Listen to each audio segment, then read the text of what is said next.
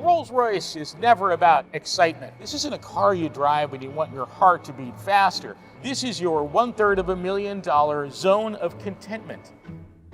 Outside and inside the Rolls-Royce Ghost, you'll notice the sort of simplicity usually associated with Scandinavian design. Think Sweden's Volvo. Rolls-Royce talked to its customers and learned they no longer wanted an over-the-top, eye-catching symbol of affluence. But there is still a bit of flash, of course.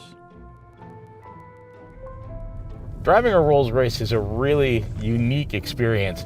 If I told you that it's very soft, you don't feel the road so much, you'd get the idea that it's like driving an old Cadillac and it's wallowing. It's not. A Rolls-Royce feels very much in control. Actually, it feels quite precise. With the steering, I totally feel in command, but at the same time, I don't feel like I'm being bothered with the minutia of the road surface.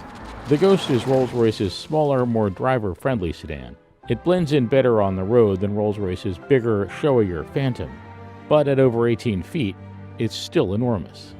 What's really nice is this super smooth transmission. You barely feel any gear shifts, and the nice thing about having this big V12 engine isn't so much the raw power, although, yeah, that's nice. It's more like the car just never feels like it has to work very hard, even when you're slamming down the highway from 0 to 60 as quick as you can.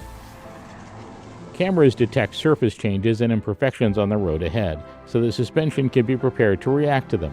The automatic transmission uses GPS and map data to pre-select appropriate gears for upcoming hills and curves. Engineers spend a lot of time fussing over the sound in this car. It's not an absolute tomb-like silence, kind of like I was led to believe, but the noise is filtered. Probably the one thing I would change on the Ghost is the brakes. I wish they had a little bit better feel.